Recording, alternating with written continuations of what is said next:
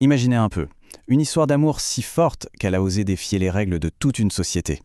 Alors aujourd'hui, on va plonger dans Les Amants suicidés de Sonezaki, un véritable chef-d'œuvre du théâtre japonais qui, même 300 ans après, résonne encore incroyablement fort et nous parle d'amour, d'honneur et de rébellion. Et au fond, ça pose une question essentielle. Une question qu'on s'est tous posée un jour ou l'autre, non? Est-ce qu'on suit le chemin tout tracé par la société, ou est-ce qu'on écoute ce que nous dit notre cœur, quitte à tout perdre?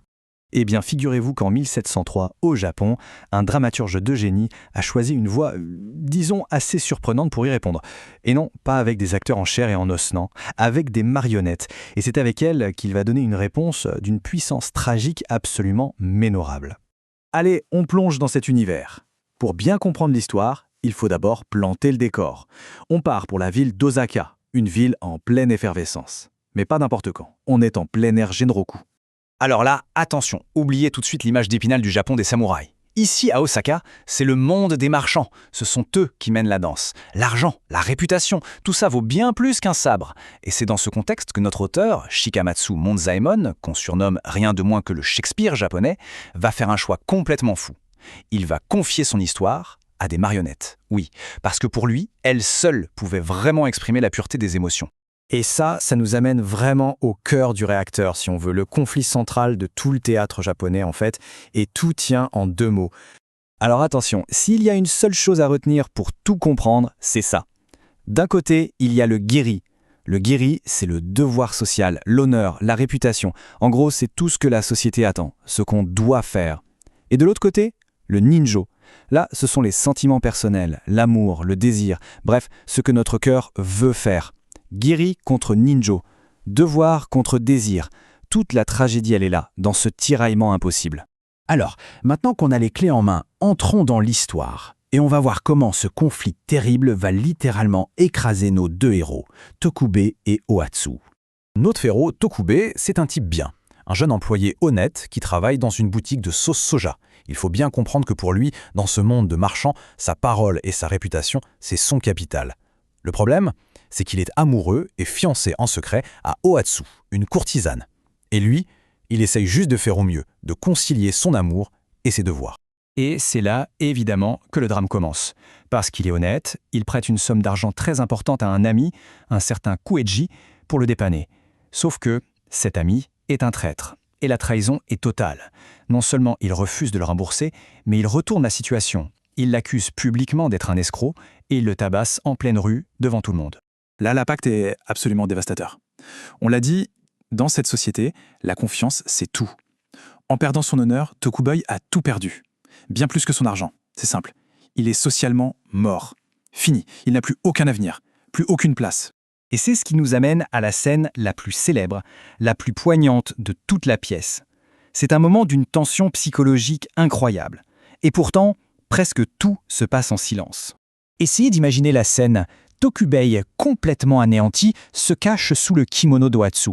Juste au-dessus d'eux, le traître, Kueiji, est en train de se vanter. Ils ne peuvent pas parler, évidemment, alors ils communiquent, par les pieds. Ohatsu presse son pied pour lui dire « Je suis avec toi ». Puis elle touche sa propre gorge. Le message est clair. Il répond en pressant le pied d'Ohatsu contre sa gorge à lui. Et voilà, sans un seul mot, le pacte est scellé. Puisque ce monde leur refuse de vivre ensemble, ils mourront ensemble. Le pacte est scellé. Et à partir de là, l'ambiance de la pièce change complètement. On quitte le drame social brutal pour entrer dans quelque chose de beaucoup plus poétique, presque onirique. C'est le début de leur dernier voyage. Dans le théâtre japonais, cette scène a un nom. C'est le Michiyuki, le voyage sur la route. Et ce n'est pas du tout une marche funèbre glauque. C'est un adieu au monde, mais d'une beauté incroyable. Alors qu'ils marchent vers la forêt de Sonezaki, là où tout va s'arrêter, ils disent adieu à tout ce qu'ils ont connu. Chaque pont, chaque temple. C'est comme si le monde entier devenait le décor de leur amour. Cette phrase, elle capture l'essence même de ce qu'on appelle l'esthétique de la disparition. Il n'y a pas d'horreur, pas de cri. Juste une sorte de beauté mélancolique, une acceptation profonde. Oui, leur vie est fragile, éphémère comme du givre matin. Mais l'idée, c'est que leur amour, lui, en se sacrifiant, devient éternel. Et ça nous amène au sens réel du mot shinju, le titre japonais de la pièce. On le traduit souvent un peu vite par suicide amoureux, mais c'est beaucoup plus profond. Littéralement, shinju, ça veut dire au centre du cœur, la vérité du cœur. Donc leur geste, ce n'est pas une défaite, ce n'est pas une fuite, C'est une affirmation. C'est leur ultime façon de crier au monde que leur amour, leur ninjo, était plus vrai que les règles injustes de la société, le giri.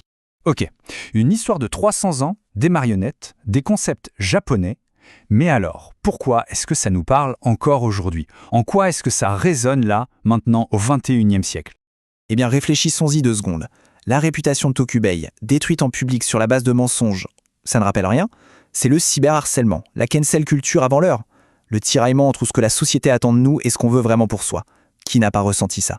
Et puis, dans un monde qui peut sembler très transactionnel, leur engagement total l'un pour l'autre, c'est un acte de rébellion. Ça nous rappelle qu'un sentiment pur peut avoir une force incroyable. Au final, la pièce ne donne pas de réponse facile. Elle nous laisse avec une question. Face à la pression sociale, au jugement, quelles sont nos propres vérités? Celles qui sont au fond de notre cœur. Pourquoi ou pour qui serions-nous prêts à tout risquer?